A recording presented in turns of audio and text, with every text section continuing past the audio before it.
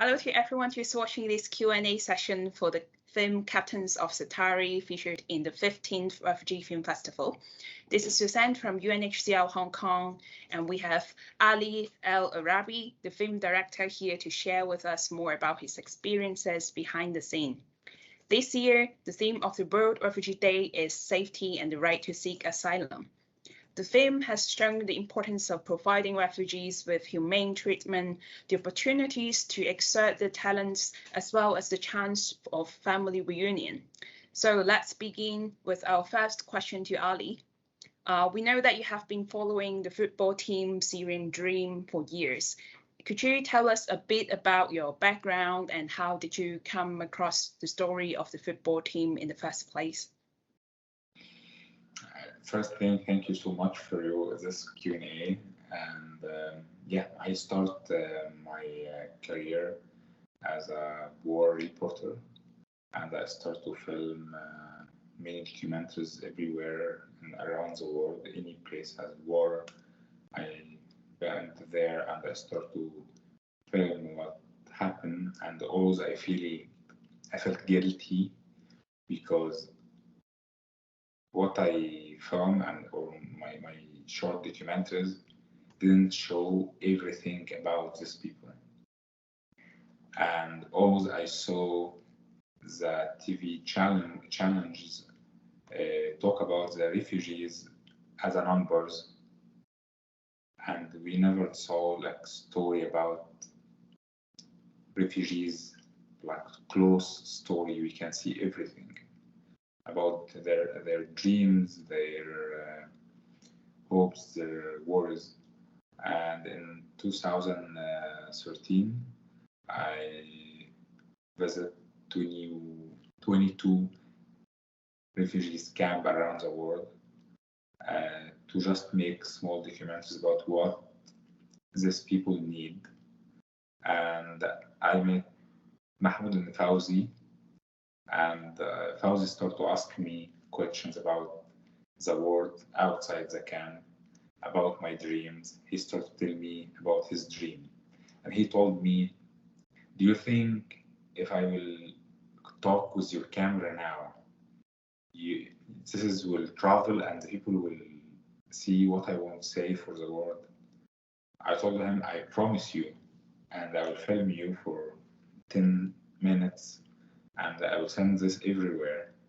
And after he starts to speak about his dream, about his hope, about how he wants to be part from the world, about his girlfriend, about his future, I start to feel, yeah, this is my hero. I will follow this boy for a while to understand what will happen for him. And I start, and I think in the beginning I didn't expect I will have all these years, but I stayed with them for 6 years in the camp. I filmed 700 hours. I catch all the details about the hopes and the dreams and worries. And and I finished the film, and now it's my best friends, Mahmoud and Fauzi.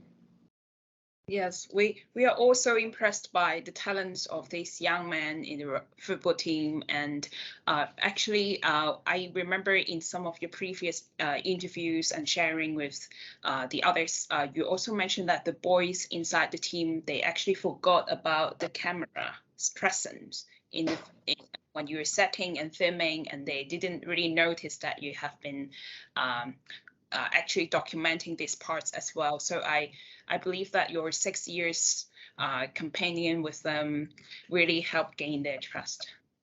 Yeah, the first year, I didn't use any material from the first year. First year, just I play with them soccer and they play with me by my camera. And after 1 year, we start to have like good scenes I can put in the film. Mm-hmm. Yeah, I believe like getting to know each other, and then they can feel so comfortable in front of you to talk about like love and any issues. It just makes you feel like you're like peeping into their kind of like a private life, and your documentary has really helped a lot in that. Yeah, Yeah, in understanding about their life, not just about like the tough living conditions, but also about other things like their talents and their dreams. And from your documentary, actually, we are so impressed because at UNHCR, we are trying our best to provide opportunities for young refugees to excel. And this is also one of the focuses here. And we know that sports is not only good for health or is a good tool for entertainment, but we know that it's also a profession and a dream to many refugees, and it gives them the sense of control and meanings in their lives again, especially after they have like gone through so many tough situations back home due to maybe war or conflict or persecution. And they can also find like some kind of support and dignity inside the community through participating in sports. So we really love this topic, and we are also impressed by how they really devote their time and energy to just keep practicing and go for the match. And some background for those maybe who are joining this Q&A but haven't watched the film yet. The Syrian football team has actually got the chance to go to Qatar to take part in a tournament. And it was definitely a life-changing experience to all of them because they don't really have the opportunity to go abroad as refugees. And it was such an important event to those who want to be professional footballers. So my question to Ali would be, how was the atmosphere like when you were filming these players practicing for the tournament? Because this event would really determine the future. And do you feel like they were actually very tensed, or still like they could have fun and enjoy the time when practicing? Yeah, Mahmoud and Faz told me before, like the time we play football, soccer, we didn't feel we refugees. We feel we players. And in this, like after they say this, I start to understand it's not just game for them. It's their life, it's their future, it's their family future.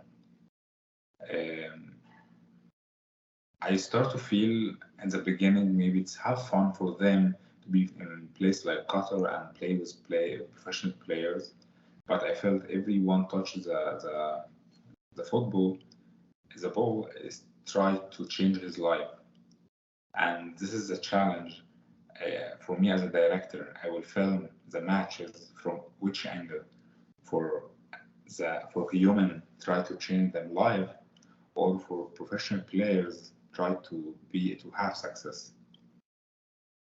And we chose, me and my team and we chose to film the human side, because this is our goal, to tell everyone around the world this is a human like us. This is normal people. These people has dreams. These people can be good part from the world and our society. Yeah, I can hear that you really care about like showing the human side or the humanitarian situations there.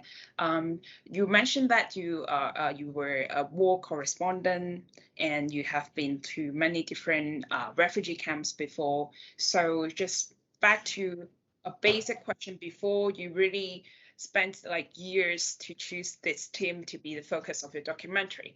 And among all these different crises and refugee crises, how did you actually choose to really spend so much time on inside the Zaatari camp, and how would you describe like this Syrian refugee crisis that has lasted for more than a decade?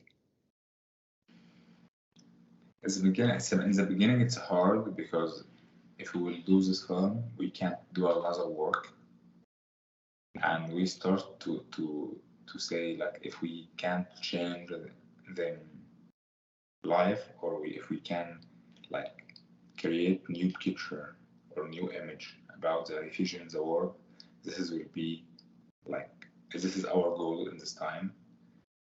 And with my feeling like I felt guilty before because I can't help anyone in the war before. This has made me stay like long time in the camp.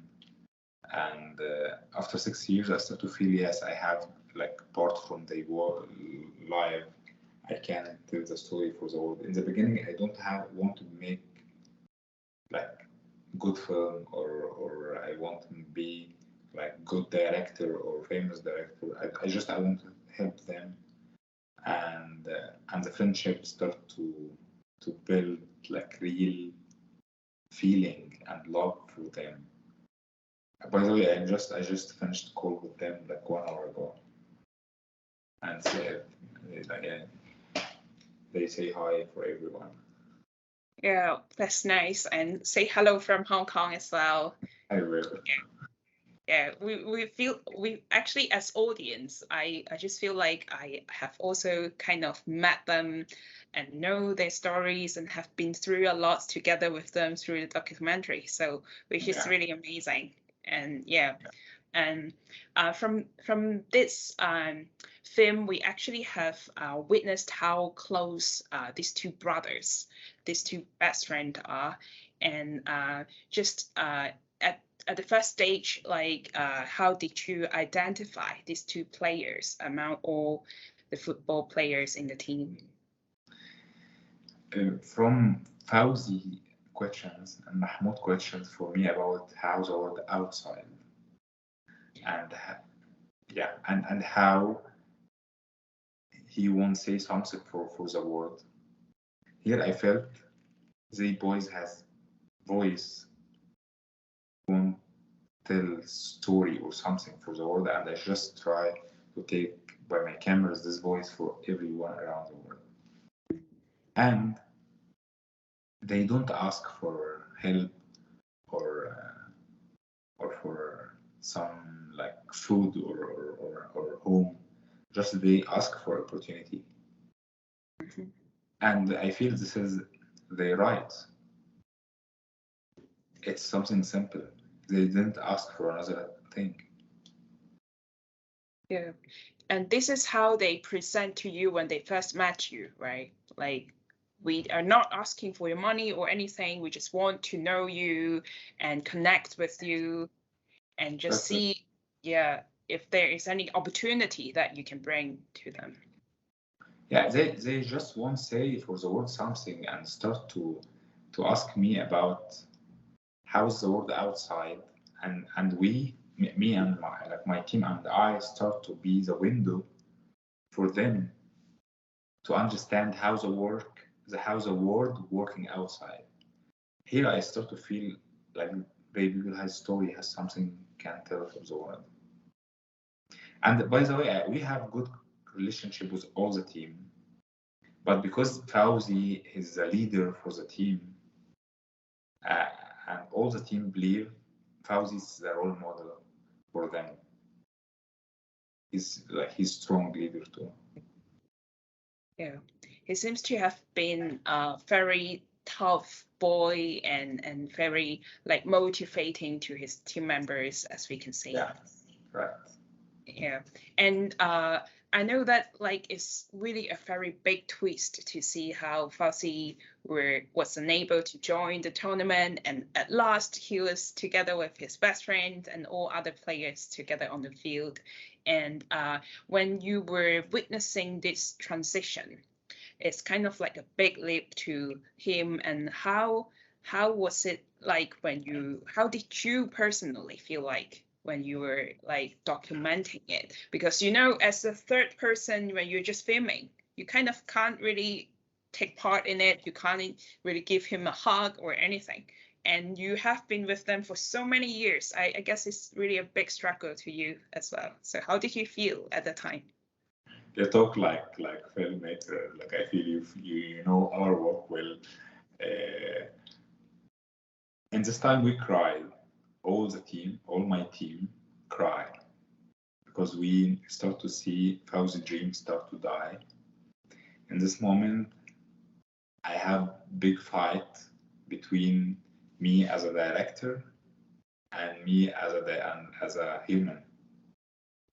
And I remember I had camera in my head, and the DOB had the other camera. I put my camera down, and my DOB continue, and he looked at me and he said, like this, no, like don't give up, like continue.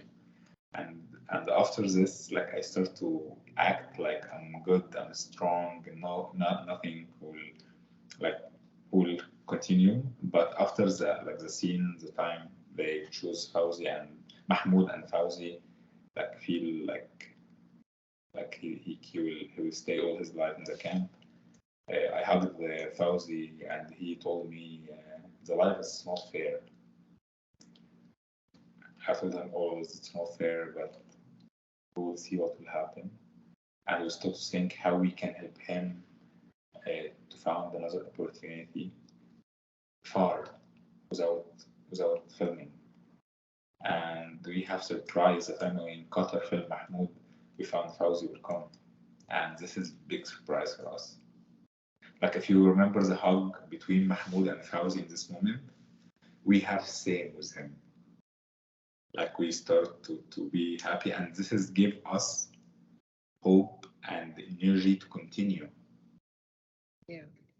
Yeah, that's a very touching. Like I think all audience at that time seeing this scene, it's just like, oh, thanks God, like this is just so important to the young man, and it's just like 1 year old difference, and this is the opportunity he has been waiting for years, and it is so important to his dream. So I think here we would actually want to go beyond just talking about sports, because your film also touched on another topic. It's about refugee education. And in the beginning of the film, we can already see the struggles of the young man with education, because when they were still in Jordan inside the refugee camp, Mahmoud said, quote unquote, here I'm just a refugee. Here, if I have a degree, I will still be a refugee. But after the tournament in Qatar, Mahmoud changed his mind like 180 degrees and told Fauzi that he would actually like to go back to school, because he realized that everything outside of the camp is English and everybody speaks English. So how did you feel when you were like together with them and seeing that, oh, they have actually also become more mature, and they are trying so hard to get back to school again? And do you feel like very pleased as a friend, and how did you really digest all these things happening? You know, I feel super happy for them, because I spoke with them about the education, and all they say, for what? Like, we will be refugees all our life.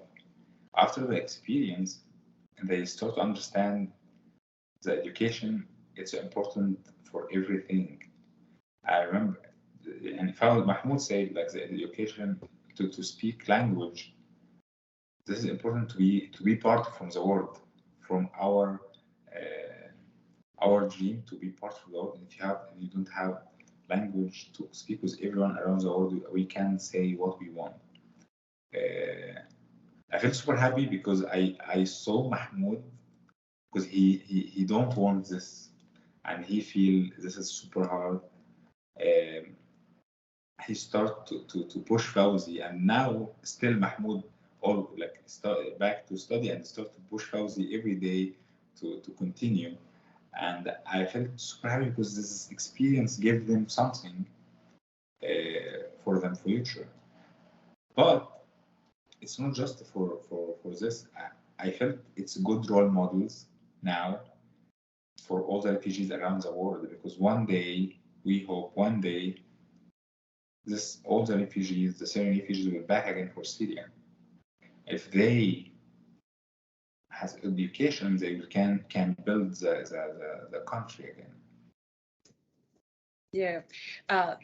Yeah, we actually in UNHCR, we have been also supporting different refugees to pursue tertiary education. So we have a Stavi scholarship that is for refugees around the world to, if they want to study like whatever, like marketing or agriculture, whatever topics they like.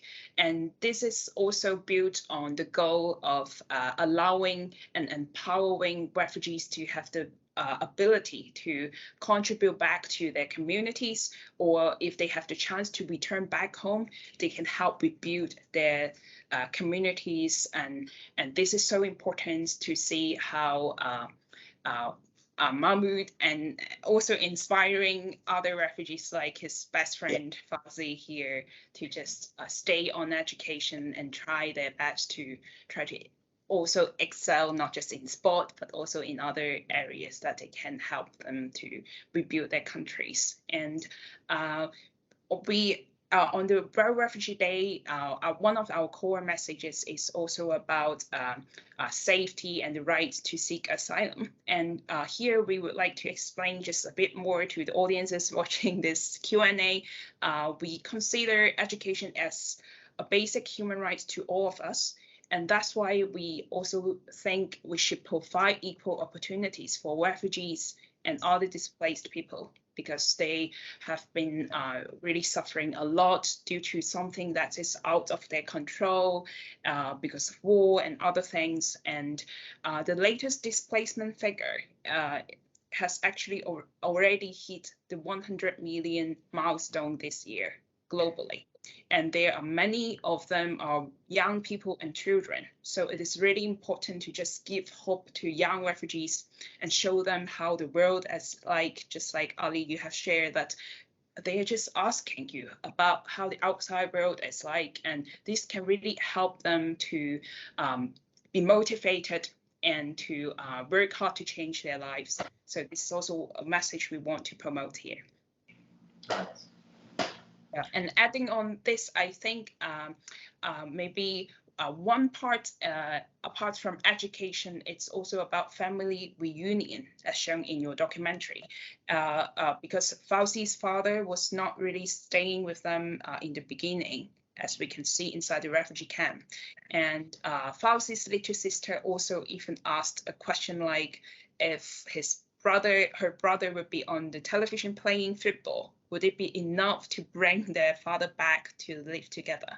So I think this has shown actually like the severity of this situation of family separation.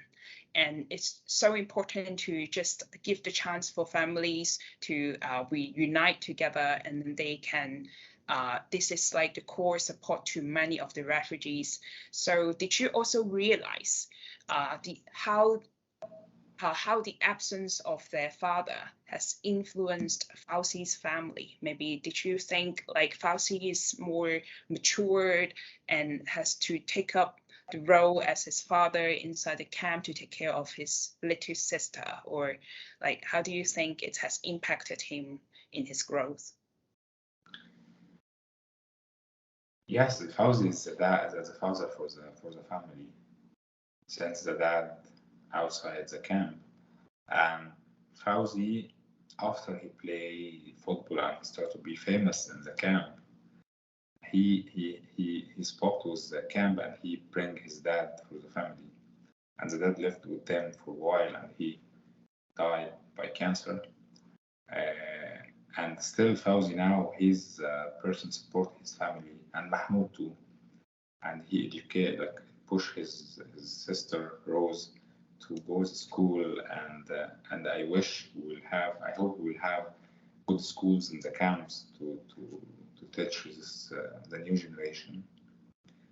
And I will hope we have exception for the people like Mahmoud and Fauzi stop to go to school for a while and back again to have something like program or something can help them to pass the exams fast, to be part from the business or the work. But Right, like what you said is right, man. Fauzi has a big responsibility and he supports his family. And he's a dad now and he has baby now. When Fauzi married Oh, the girl. congratulations to Thank yeah, you.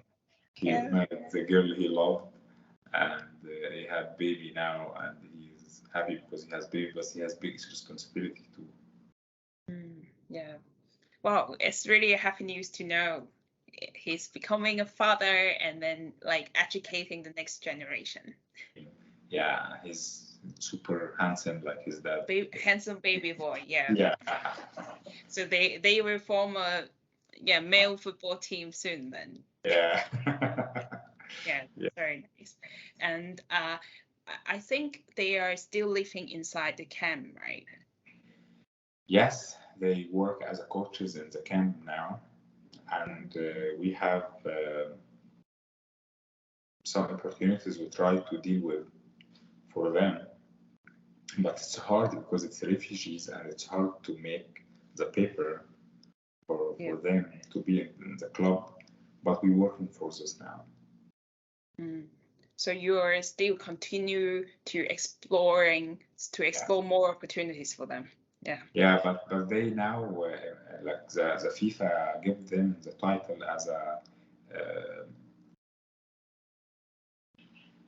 the World Cup ambassadors. Yeah. To support them. But yeah, that's very important just to be able to still have different chances open to them because after the attention of maybe media because of your documentary, sometimes the attention just goes away so fast and it's really important to have some good friends like you, not just like doing for the documentary but staying with them together and support them in what we can do. It's not just me, all the team, and we have Caesar. She is the impact campaign producer. She worked for this to help them, and we will try to support her, and we try to support another refugees too around the world. Like because we try to connect all the people who want help by the right channel, like places to help the refugees. Yeah. And I think it's very good to hear that they have like started their new families inside the camp and then still like exploring different options they can for their life opportunity. And I think family is just like the core to many people's life. And it's also one of the messages we want to bring in for the World Refugee Day because we think that people can try to understand what seeking safety really means because it includes many things. Of course, like the basic level, people have the right to seek asylum and have safe access and no discrimination. But it also includes actually we should provide refugees with humane treatment and allowing them to stay with their family and reunite with their family members are also the things that we do for displaced families because we can imagine like how devastating it is inside a new country, inside the camp setting, and when like opportunities are really rare and we really need to have a big support among their friends and family. So this is also as shown inside the film, I remember there was a scene showing that Fauzi was actually very afraid if when his father was trying hard to be smuggled inside the camp to meet his family, he worried that his father may be deported back to Syria. I remember he was like in a call with his mother, and this fear of being forced to go back to their home country where their life or freedom would be at risk is actually very common among forcibly displaced people. So we would actually want to advocate more that it's important to ensure there won't be any pushback to those refugees and asylum seekers. And this is also one of the key things in terms of seeking safety. And I think when you have spent so much time together with these different families. You have also witnessed more story than you have incorporated inside the documentary. So actually, apart from the things that we have briefly talked about sports, education, family reunion, and opportunities for them in the future, is there any other thing that you have observed inside the camp that you think is something that we should actually talk more about and let more people to know in these years? Yes. Like during my experience in the camp, always I have question about the new generation in the camp. The new generation born in the camp and don't know anything about the world outside. The camp has 87,000 refugees, just the Zaatari. And if we will not prepare these people for their life, this will be super dangerous in the future. Because we will have a lot of kids don't understand anything about their life. These people will look for us as we have a lot of opportunity, they not. And here I'm scared from anyone will give them gun or knife and tell them you can be part from the world. And now you can kill, you can do anything. This is my worries for the future. I know that education will help a lot. I know that opportunities will help a lot. I know that if the rules start to change to give them more freedom to melt in the communities and the cities and start to be part from these countries will help. Yeah. And when you talk about the new generations inside the camp, we actually have also recently had another campaign. Actually, we invited those Syrian kids who have who were born inside the camp with no memory about their homeland. All they know about Syria was just those visuals they see on television. And we can actually see we invited them to draw on a paper and show that what they imagine Syria will be like.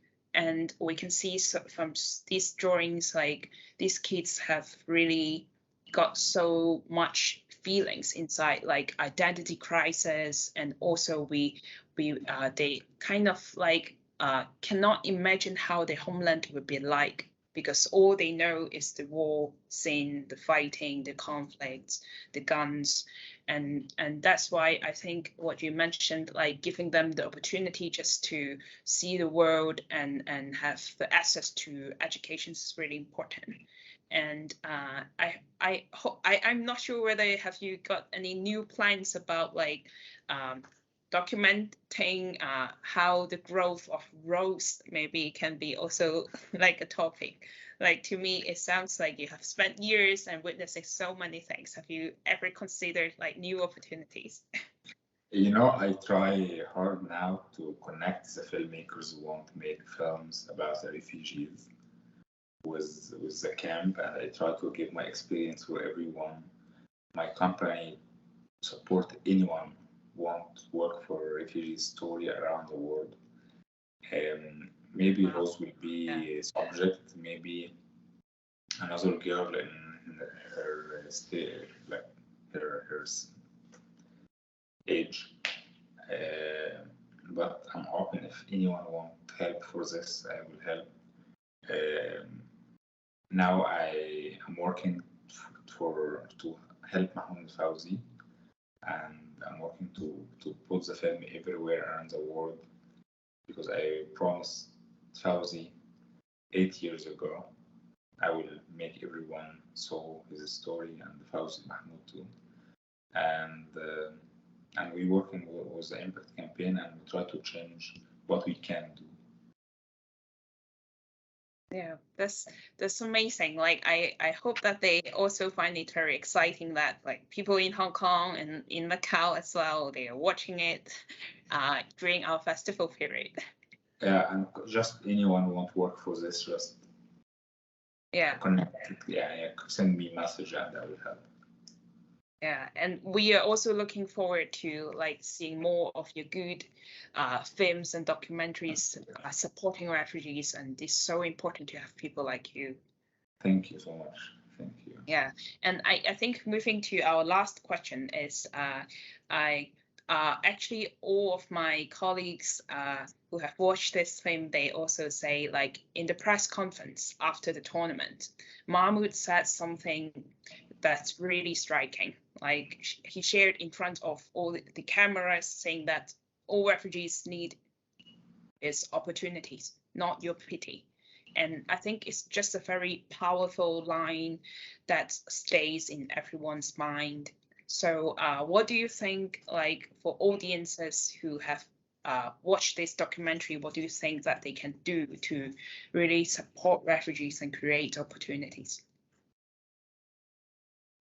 First thing, we have to understand these people like us, it's not coming our countries to take our opportunities or something like this. These people, we like, if we start to we the world has a lot of people. If everyone start to send $1 for these people, or for crowdfunding or for anything, this will help. If you have like 1 hour free in your day and you try to connect with anyone from any camp to teach him language, to teach her something about like this, would be amazing. If any company, like 1% from the people working in the companies, like Syrian or refugees from any place, because we have refugees around the world from everywhere, this will help a lot. If we now the internet, like the working from home, it's possible after Corona, and if we connect with these people, give them job to do it from laptop or from iPad or from phone, this will help a lot. I think if everyone working in big company and start to speak or make presentation about, we can work with these people in these countries to support them, to give them opportunities to work. This will be great. If anyone want help with this for any presentation, we can make all the presentation for anyone and send it for anyone to try to do this. If any clubs for football or any sport start to scout for talented people in the camps, this will help a lot. We can, if we work together, we will change this world, I'm sure. Yeah, I agree so much that whatever our positions are, we can always find ways to support refugees and possibly displaced people with what we have in our hands, and just contribute to like creating a better environment for everyone, including refugees. So yeah, I think it's running out of time to. We would really love to hear more of your sharing, but yeah, thank you so much for all this very insightful sharing in this short period of time. And I believe that we would all agree that there are so much we can learn from the refugees, and also there are so much we can do for them as well. And for those people who is watching this Q&A, if you would like to learn more about other refugee stories or our work at UNHCR, you can visit unhcr.org/HK. And thank you, everyone, and thank you, Ali, for joining us here for the Q&A.